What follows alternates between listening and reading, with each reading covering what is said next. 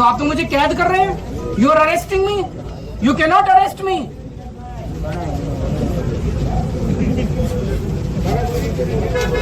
क्या सिक्योरिटी देंगे आप?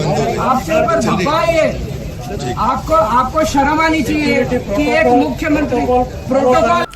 अरविंद केजरीवाल एक ऐसा नाम जिसने भारत के बहुत बड़े वर्ग पर आशाओं की किरणें छोड़ी और जिसे दिल्ली की जनता ने भरपूर समर्थन भी दिया।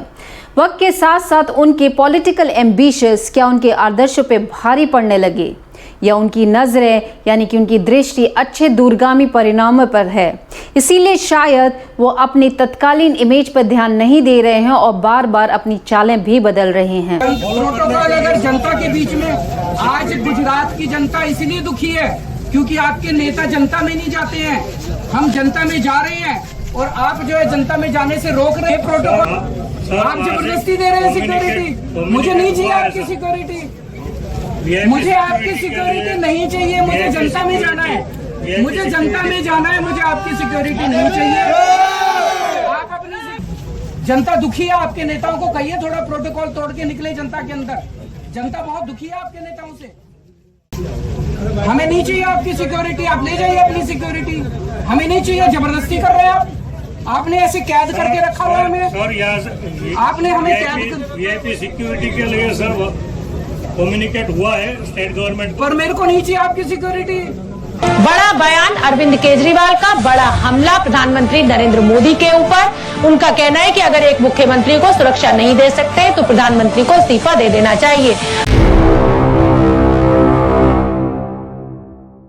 भारतीय राजनीति और शुचिता ये दोनों ही अलग अलग बातें हैं जिसे हर दल अपने साथ जोड़कर जनता के सामने जाते हैं। इसमें कई उदाहरण भी हैं पर वो सिर्फ उंगलियों पे गिने जा सकते हैं, जैसे कि भीमराव अंबेडकर जी, लाल बहादुर शास्त्री जी या फिर अटल बिहारी जी।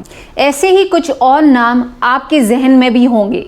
अधिकतम ऐसे हैं जिन्होंने स्कूटर से अपनी राजनीति चमकाई और कुछ ही वर्षों में वो लाखों करोड़ के आसामी बन गए, वो भी जनता के सेवा के नाम पर। और जनता वो तो बनी ही है भेड़ बकरी की तरह हाँकने के लिए। जो गडरिया जिस जाति और धर्म का, उसकी भीड़ उसके पीछे। और यही अकाट्य सत्य रहा है भारत की राजनीति का। लेकिन फिर आया वर्ष 2014 जब नरेंद्र मोदी जैसी लीडरशिप देश को मिली, जिसकी सर्वमान्यता ने इस पूरे फॉर्मूले को दरकिनार कर हर वर्ग से समर्थन हासिल किया और देश की बागडोर संभाली। ठीक उसी काल में जन आंदोलन के जरिए एक और नेता का उदय हो रहा था जिसे देख के ऐसा लगा कि अब भारत का उज्जवल भविष्य है, क्योंकि सत्ता पक्ष अगर शक्तिशाली है तो विपक्ष भी बेदाग और ताकतवर होना चाहिए, जिससे एक स्वस्थ भारत का निर्माण होता है। अन्ना हजारे के आंदोलन का चेहरा बने केजरीवाल हर कसौटी पर खड़े उतरते हुए विपक्ष का एक मजबूत चेहरा बने। तो ऐसा क्या हो गया कि वो हर चीज में जल्दबाजी करने लगे, चाहे वो बनारस से चुनाव लड़ना हो। योगेंद्र यादव ने आज ये कहा है कि आपको प्रधानमंत्री देखना चाहते हैं, आपकी क्या टिप्पणी और क्या राष्ट्रीय राजनीति में जाएंगे आप? नहीं, मैं चुनाव नहीं लड़ रहा। या फिर कांग्रेस से समर्थन लेना हो।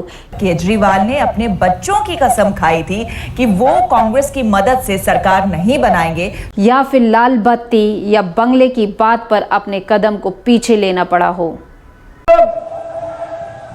दिल्ली से एक और नई किस्म की शुरुआत करना चाहते हैं, ये वीआईपी कल्चर खत्म करना चाहते हैं जी। जब जनता ने उन पे पूरा भरोसा किया और उनकी उम्र भी कम है तो धीरे धीरे विस्तार से कदम उठाने की जगह उन्होंने क्यों ऐसे कदम उठाए जिससे उनकी बनी हुई साख पर आंच आने लगी। उनके खुद के समर्थक, चाहे वो अन्ना हजारे हों या कुमार विश्वास या योगेंद्र यादव जैसे लोग ही उन्हें अविश्वसनीय कहने लगे। ये उनकी राजनीति का कच्चापन है, इसमें मुझे संदेह है, क्योंकि अरविंद केजरीवाल कोई अनाड़ी नहीं, IRS अधिकारी रहे हैं और बेहद बुद्धिमान व्यक्ति हैं। वो जानते हैं कि उनके कहे गए कुछ वाक्य और किए गए कुछ कार्य बिल्कुल अलग हैं। अगर विपक्ष की जगह खुद को स्थापित करना है तो उन्हें आज से और अभी से कुछ ऐसा करना होगा कि भारत की राजनीति में सिर्फ दो पक्ष दिखें। शायद यही जल्दबाजी विपक्ष की हर पार्टी कर रही है। ये दाव कैसा रहेगा ये तो वक्त ही बताएगा, पर अरविंद केजरीवाल जो गुजरात में कर रहे हैं फिलहाल उनकी ही साख को चोट पहुंचा रहा है। मैं खुद उनकी प्रशंसक हूं, इसीलिए ज़रा बुरा अवश्य लग रहा है, क्योंकि जिस शुचिता की बात करके वो आए थे और जिसे सुनकर मेरे जैसे करोड़ों लोगों का विश्वास उन्होंने जीता था, वो कमज़ोर ज़रूर हुआ है। हो सकता है कि दूर मोदी विरोधी वोटों को वो जीत लें, पर भारत को जीतना फिलहाल मुश्किल लगता है। मैं उम्मीद करती हूँ जो अन्ना आंदोलन में उन्होंने कहा था उस पे ही चल के वो अपनी राजनीति करें। ऐसा करने से भारत की जनता उन्हें मोदी के विकल्प के रूप में देख सकती है, क्योंकि जब विपक्ष की क्षमता और नीति सत्ता पक्ष से अच्छी होंगी, अच्छी दिखेंगी, तभी वो सत्ता में आ सकती है। शेष शुभकामनाएं अरविंद केजरीवाल जी।